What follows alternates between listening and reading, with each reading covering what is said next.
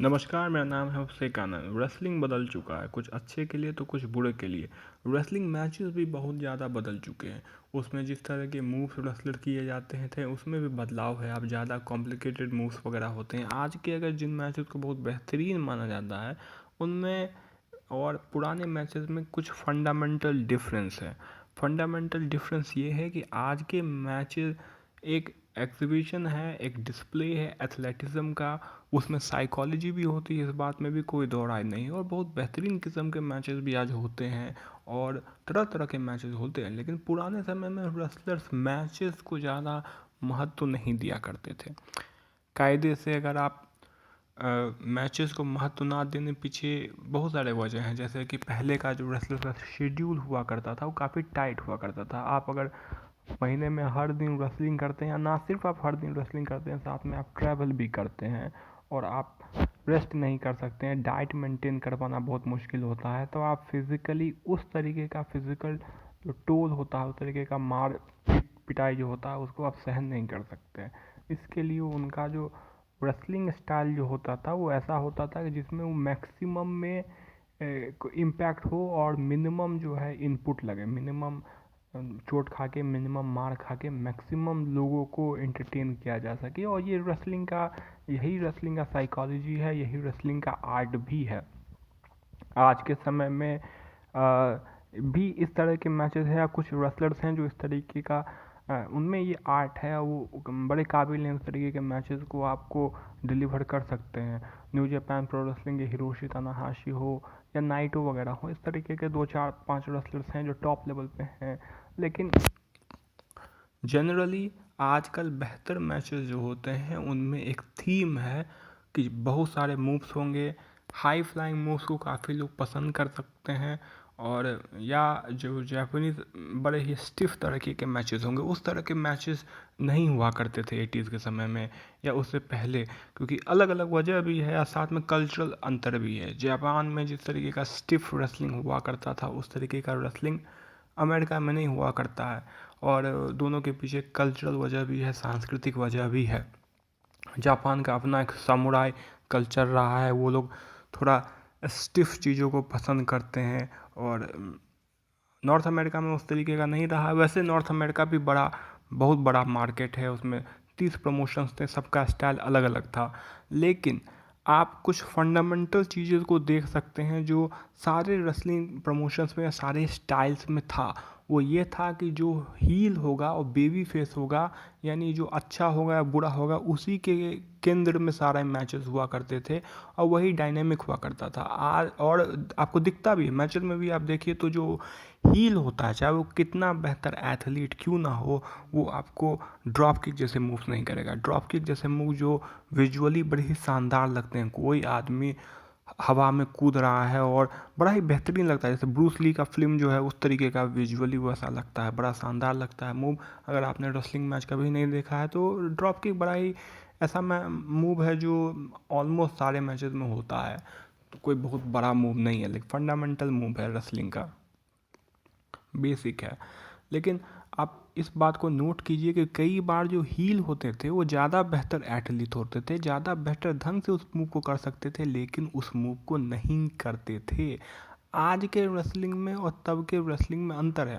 कुछ रेसलिंग के फैंस जो बड़े कम संख्या में, क्योंकि अब रेसलिंग को वो कोई देखता भी नहीं है, लेकिन PWG नाम का एक प्रमोशन है, बड़ा छोटा सा प्रमोशन है, बहुत टाइनी प्रमोशन है।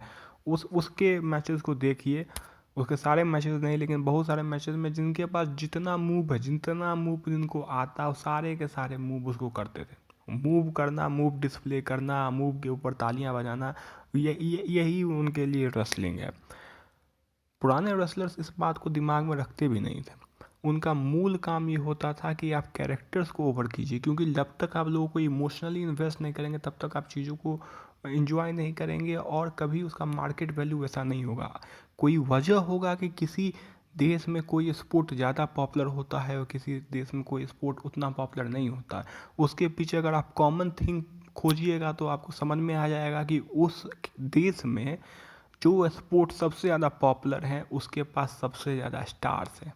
इंडिया में क्रिकेट के सबसे ज़्यादा स्टार हैं और इंडिया में जो क्रिकेट है, इंडियन क्रिकेट अच्छा मतलब कि वो जो है इंटरनेशनली उसका नाम है और इंडिया में क्रिकेट में अच्छा परफॉर्म करते हैं और उनके पास नाम है और स्टार्स हैं, इसके वजह से वो चीज़ों को अट्रैक्ट करते हैं। ऐसा नहीं कि क्रिकेट का मैच जो है वो फुटबॉल के मैच से ज़्यादा इंटरटेनिंग होता है, लेकिन अपना अपना टेस्ट है। लेकिन लोग जो मासेस होते हैं, जो भारी भरकम संख्या में जो लोग देखते हैं, वो किसी स्ट्रैटेजी को देखने के लिए नहीं देखते हैं उसको। वो आपको जो रेटिंग मिलता है और जो अटेंडेंस आपका होता है, जो स्टेडियम जो आपके भर जाते हैं, वो वहाँ पे साइंटिफिकली उसको चीज़ को एनालाइज करने के लिए नहीं आते हैं वो लोग। वो सब इमोशनली जो इसमें इन्वेस्ट होते हैं, इसलिए वो सब चीज़ देखते हैं। वैसे भी ये सब फालतू बात है, साइंटिफिक एनालाइज वगैरह हर स्पोर्ट में कुछ ना कुछ ऐसा होता है, हर स्पोर्ट में गेम होता है, उसका अपना एक जीतने का हारने का वो सब का प्लान वगैरह सबका अपना होता है, वो सब स्पोर्ट्स में होता है। तो उसको ब्रेक डाउन करने का कोई आवश्यकता नहीं है। लोग इमोशनली जब चीज़ों से इन्वेस्ट होते हैं तभी जाके उसको देखते हैं, और रेसलिंग हमेशा लोगों को इमोशनली इन्वेस्ट कराता था। इसके लिए हील हुआ करते थे जिन्हें आप नापसंद करेंगे, और बेबी फेस हुआ करते थे जिन्हें आप पसंद करेंगे। और ये लाइफ में भी, आप फिल्मों में भी यही साइकोलॉजी होता है। फिल्म में भी आप किसी को पसंद करते हैं और किसी को नापसंद करते हैं। यही बेसिक साइकोलॉजी लोगों को प्रभावित करता है। ये बेसिक साइकोलॉजी नेशनलिज्म का भी है, जो पॉलिटिक्स में बड़ा इंपॉर्टेंट है। पॉलिटिक्स में आप बिना नेशनलिज्म के अभी जो दुनिया में जो पॉलिटिक्स होता है उसको आप समझ भी नहीं सकते हैं। आप पिछले 200-300 साल में नेशनलिज्म का बहुत बड़ा रोल है। हिस्ट्री के किताबों में इस बात को स्पष्ट तौर पर देखा जा सकता है। नेशनलिज्म भी क्या है कि वो मेरा अपना है, अपना जैसा जैसा फील, अपनापन का भाव जब किसी लोगों में अगर किसी के प्रति और या अपने प्रति होता है, वही नेशनलिज्म होता है। तो इस तरीके का नेशनलिज्म जो भी है वो स्पोर्ट्स में बड़ा, आप ब्राज़ील वगैरह का मैंने मैच फुटबॉल में देखा था, ब्राज़ील हार रहा था, लोग सारे रो रहे थे। वो रो क्यों रहे थे? क्योंकि वो ब्राज़ील के टीम के साथ अपने आप को इन्वेस्ट करते हैं। तो वो वहाँ पे मैच को एंजॉय करने के लिए नहीं गए थे, वो साइंटिफिक चीज़ों को एनालाइज करने के लिए नहीं गए थे। इमोशनल लोग क्यों होते हैं? एनबीए के गेम्स के बाद कई बार रायोट्स हुए हैं, और शिकागो वगैरह में कई बार गेम्स को लेकर रायोट्स हुए हैं, दंगे हुए हैं। तो लोग हिंसक क्यों हो जाते हैं? ये वो मास्टर प्लान देखने के लिए लोग स्पोर्ट्स नहीं जाते हैं। ये सब फालतू की बातें हैं। कायदे से लोग स्पोर्ट्स या बहुत सारी चीज़ें, फिल्म वगैरह में भी, पहले जो फिल्म वगैरह इंडिया में फिल्म हुआ करते थे उसमें भी दंगे फसाद हो जाया करते थे। या रामायण के जो स्टार हुआ करते थे उन्हें लोग भगवान जैसा पूजते थे। तो ये जो है ना, फिल्मों में हो या आपको स्पोर्ट्स में हो या पॉलिटिक्स में हो, कॉमन थीम ये है कि कुछ लोगों को आप पसंद करते हैं, कुछ लोगों को आप नापसंद करते हैं। जिनको आप पसंद करते हैं उन्हें आप सक्सेसफुल होते हुए देखना चाहते हैं, और जिनको आप नापसंद करते हैं उनकी चटनी बन जाए ऐसा आप अपेक्षा करते हैं, ऐसी आपकी उम्मीद होती है। रेसलिंग का ये बेसिक साइकोलॉजी भी रहा। आज के बड़े बड़े सारे जो अमेरिका में खास करके जो जो प्रमोशंस हैं, छोटे मोटे प्रमोशन, कहीं के डब्ल्यू ने तो ऑफिशियली इस बात को कई बार कहा कि मेरे कंपनी में कोई हील नहीं है, कोई बेबी फेस नहीं है, और हम लोगों के चेहरे पे मात्र स्माइल लाने के लिए, तो लोगों को स्माइल चेहरे पर लाते हैं। स्माइल लाने का उनका तरीका है कि ब्रे वाइट को जिंदा जला देना, तो किसी को छत से फेंक देना, तो किसी को तालाब में डुबा देना। तो इस तरीके का हॉरर स्माइल वो सबके चेहरे पे ला रहे हैं, और स्माइल उनके चेहरे पे भी होगा। पिछले साल आप उनका रेटिंग भी देख लीजिए, 2020 में कितना शानदार उनका रेटिंग रहा है। लोगों ने तो बड़े आसानी से उनको छोड़ दिया। अब अलग बात है कि जो पुराने समय के रेसलर्स हैं, 80 के दशक के जो रेसलर है, जो 70 साल के रेसलर हैं, उनको दोबारा लाते हैं और वो ड्रॉ भी करते हैं। और इंटरेस्टिंग बात है कि जो टीनेजर्स वगैरह हैं, टीनेजर्स यानी जिन्होंने उनको तो उनके कैरियर के समापन में देखा होगा। आप जो 70 साल का रेसलर को अगर कोई मान लीजिए 18-20 साल का रेसलिंग फैन अगर देखने के लिए उत्साहित होता है, यानी उसने उसके प्राइम में तो उसको देखा नहीं होगा, क्योंकि वो 20 साल पहले वो 50 साल का होगा। 50 साल में तो कोई प्राइम में नहीं होता है। तो आप होगन का प्राइम वैसे भी 80s में था। अब सोचिए कितना लंबा समय हो गया। तो रिक फ्लेयर वगैरह का भी। तो ये जो लोग जो हैं, जो नए फैंस भी हैं, वो पुराने रेसलर्स को पसंद इसलिए करते हैं क्योंकि पुराने रेसलर्स अपने आप को सीरियसली लेते थे, रेसलिंग को सीरियसली लेते हैं, और कई बुद्धिजीवी भी उन्होंने पाल रखे हैं जिनका काम होता है आज के बेतुके रेसलिंग को जस्टिफाई करना चीज़ों को। नहीं, ये लोग तो ऐसे ही कहते हैं, जब परिवर्तन होता है तो पुराना पीढ़ी हमेशा नई पीढ़ी को ख़राब कहता है, इस तरीके की बातें डेव मेल्सर करते हैं। ये बात को तब सत्य माना जाता जब वो स्पोर्ट या वो प्रोफेशन पुराने समय से बेहतर होता, यानी ज़्यादा पॉपुलर होता। आप रेसलिंग की पॉपुलैरिटी के आधार पे ही सब कुछ तय करेंगे, क्योंकि ये आज भी और पहले भी कम से कम बिजनेस तो है ही। रेसलिंग कोई जन कल्याण के लिए नहीं किया जाता है, वो बिज़नेस है, वो प्रोफेशनल बिजनेस है, उसके अलावा कुछ भी नहीं है। अगर आपका बिजनेस आप पैसे के हिसाब से देखें तो WWE सबसे क्रिएटिवली सबसे बहुत बेकार है, फिर भी बिजनेस के मामले में सारे रिकॉर्ड तोड़ा है, लेकिन डेव मेल्सर उसकी भी आलोचना करते हैं। इंटरनेट में जो रेसलिंग एक्सपर्ट्स हैं वो उनकी आलोचना करते हैं, लेकिन बाकी छोटे मोटे रेसलिंग प्रमोशंस की आलोचना वो नहीं करते। अलग बात है, उनका अपना एक पॉलिटिकल वजह होगा, वो अलग विषय है। लेकिन रेसलिंग पॉपुलैरिटी के मामले में वैसा पॉपुलर नहीं। और एक इंटरेस्टिंग बात आप लोगों को बताना चाहते हैं कि जब रेसलिंग का प्राइम था उस समय में रेसलर सबसे हाईली पेड एथलीट्स हुआ करते थे, हाईली पेड एथलीट्स हुआ करते थे। NFL के प्लेयर सब या फुटबॉल के प्लेयर वगैरह जो होते थे उस समय में, NFL के अलावा और भी फुटबॉल लीग था, उसके प्लेयर्स वगैरह जो है वो जब सीजन ऑफ होता था उस समय में रेसलिंग किया करते थे, क्योंकि रेसलिंग में काफ़ी अच्छा पैसा होता है। और रेसलिंग टॉप लेवल पर रेसलर्स जो है हाईली पेड थे, बट रेसलर्स और बॉक्सर्स वगैरह, बॉक्सर्स तो आज भी हाईली पेड है, रेसलर्स हाईली पेड नहीं है। रेसलर्स अंडरपेड है, यानी जो जो मनी में, रेवेन्यू में जो आपको गेन हुआ उससे रेसलर्स को कोई फ़ायदा खास नहीं मिला। हाँ, ये बस स्वाभाविक बात है कि जब कंपनी अगर 10 मिलियन कमाएगी और उसका अगर आपको 20% मिलेगा तो कम मिलेगा, 100 मिलियन कमाएगी तो उसका 20% मिलेगा तो उससे ज़्यादा मिलेगा। लेकिन कायदे से आपको जब हाईली पेड आप थे तो आपको 20% नहीं, आपको 60% मिलना चाहिए, 40% मिलना चाहिए मिनिमम। तो इस तरीके का पे स्केल नहीं है, क्योंकि रेसलिंग प्रमोशन भी जानते हैं कि कोई रेसलर उनके लिए मायने नहीं रखता, पूरा ब्रांड मायने रखता है। उन्होंने ब्रांड को बनाया है और ब्रांड मायने रखता है। पूरा टेलीविज़न कल्चर बदल चुका है। टेलीविज़न में आप कंटेंट डालते जाइए, और आपका कंटेंट अगर ड्रॉ भी करता है थोड़ा बहुत भी, तभी भी आप पॉपुलर हैं। अगर पुराने मॉडल के हिसाब से देखा जाए तो आज के ज़्यादातर रेसलिंग प्रमोशन AEW और WWE दोनों तबाह हो जाएंगे। AEW अपना वीकली शो करता था, ठीक ठाक कर रहा था, लेकिन वो लाइव इवेंट्स करता नहीं था, और WWE को तो नुकसान हो रहा था लाइव इवेंट्स में। तो पुराने मॉडल के हिसाब से तो दोनों कंपनी जो है फ्लॉप हो जाएंगे, खास करके WWE तो बिल्कुल फ्लॉप हो जाएगा, जो AEW से 17 गुना ज़्यादा बड़ा कंपनी है। लेकिन जो सबसे ज़्यादा इंटरेस्टिंग बात ये है कि आज अगर रेसलिंग बेहतर होता तो रेसलर्स का जो अपना नेगोशिएशन करने का ताकत है वो बढ़ जाता, बल्कि इसके उल्टा हो गया। आज अगर कोई रेसलर रेसलिंग छोड़ के जाता है, फिर जॉन सीना WWE को छोड़ के चले गए, क्या WWE को कोई फाइनेंशियली असर पड़ा? नहीं असर पड़ा। लेकिन जब हल्क होगन जब WWE को छोड़ के गए थे उस समय WWE को फर्स्ट असर पड़ा था फाइनेंशियली? बिल्कुल पड़ा था। मॉडल बदल चुका है, ऐसा नहीं कि जॉन सीना ड्रॉ नहीं थे, जॉन सीना बहुत बड़े स्टार थे। मॉडल बदल चुका है और आज मायने नहीं रखता है। और साथ में रेसलिंग भी उतना पॉपुलर नहीं है, क्योंकि जॉन सीना के जाने के बाद ऐसा नहीं कि हाउस शोज वगैरह पूरी तरीके से तबाह हो गए थे या हो गए थे। उन्होंने जॉन सीना भी हल्क होगन जैसे लेवल के स्टार नहीं है। यानी आप कायदे से जब कहते हैं कि समय के साथ रेसलिंग इवॉल्व होकर बेहतर हुआ है, तब जॉन सीना को हल्क होगन से बेहतर बड़ा स्टार होना चाहिए था, और रोमन रेंस को जॉन सीना से बड़ा स्टार होना चाहिए था। जब चीज़ें रिवर्स हो रही हैं, जब आपकी परिस्थिति खराब हो रही है, तो इसे इवॉल्व होना नहीं कहते हैं, इसे डीके होना कहते हैं। आप सर रहे हैं, आपकी स्थिति खराब हो रही है। इवॉल्व सकारात्मक शब्दावली है। इवॉल्व का मतलब जो विकास जो होता है वो मूल तौर पर सकारात्मक संदर्भ में इस्तेमाल किया जाता है, पॉजिटिव सेंस में इस्तेमाल किया जाता है। वो साइंटिफिक टर्मिनोलॉजी के ऊपर हम नहीं जाएंगे, लेकिन जो आम बोलचाल में या लिटरेचर में जब इस्तेमाल इवॉल्व सबका किया जाता है विकास का, तो वो बड़ा ही सकारात्मक सेंस में किया जाता है, सकारात्मक चीज़ में। लेकिन यहाँ पे आपकी पॉपुलैरिटी घट रही है, लोग आपको देख नहीं रहे हैं, तो आप इवॉल्व नहीं कर रहे हैं, आप कुछ गलतियाँ कर रहे हैं जिन्हें ठीक करने की आवश्यकता है।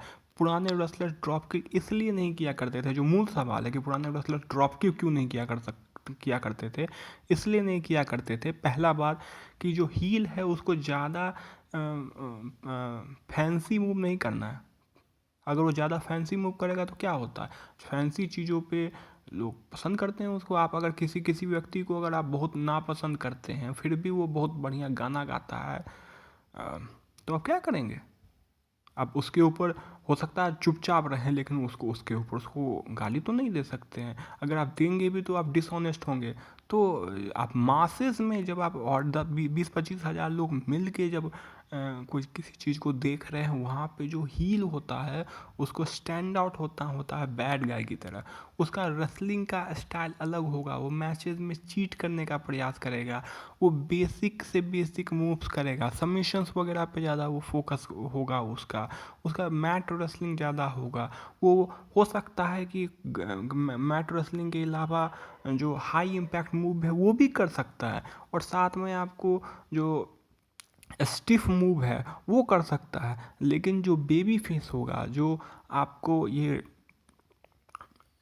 हीरो होगा, उसका स्टाइल थोड़ा अलग होगा। वो हाई फ्लाइंग मूव्स करेगा, उसको कम बैक करना है, क्योंकि मैच के दौरान क्या होता है कि बेबी फेस के ऊपर हील का जो है कई बार जो है ऊपरी हाथ होता है। ऊपरी हाथ होता है जैसे कि वो इंटरेस्टिंग, किसी भी स्पोर्ट में क्या इंटरेस्ट होता है, ऐसा थोड़ी ना कि एक रोलर कोस्टर होता है ना, कि जो है कभी ये जीत रहा है कभी वो जीत रहा है। तो जब आपका टीम जीतने के लिए मतलब कि वो कम बैक करना स्टार्ट करता है, रेसलिंग में टर्म का इस्तेमाल किया जाता है कम बैक, जब वो कम बैक अपना इस्तेमाल करता है उस समय में उसको ऐसे मूव करने होंगे जिसको क्राउड पसंद करे, मूव को भी पसंद करे। कम बैक तो हो ही रहा है, तो मतलब जो है और बेहतर ढंग से जो है सोने पर सुहागा वाली बात जो कहते हैं लोग सब, तो उस तरीके के का जो है बात रहे, और ज़्यादा जो है लोग जो है उसको एंजॉय करें। इसलिए बेबी फेस अलग ढंग से रेसलिंग करते थे, हील अलग ढंग से रेसलिंग करते थे, दोनों के रेसलिंग स्टाइल में अंतर होता था।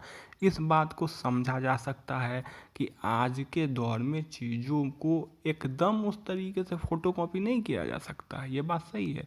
मूव्स में स्टाइल में चेंज आता है। अब यूएफसी में भी जो फाइटर जिस ढंग से फाइट किया करते थे उसमें और आज के फाइटर जिस ढंग से फाइट करते हैं उसमें अंतर आता है, लेकिन वो चीज़ें इवॉल्व हुई। पहले के फाइटर्स उतने ट्रेंड फाइटर्स नहीं हुआ करते थे, उन्हें हिस्ट्री का वैसा नॉलेज नहीं था। वो बहुत सारे तो एमेच्योर फाइटर थे, बहुत तो स्ट्रीट फाइटर्स थे जिन्होंने फाइटिंग कभी की भी नहीं थी प्रोफेशनली।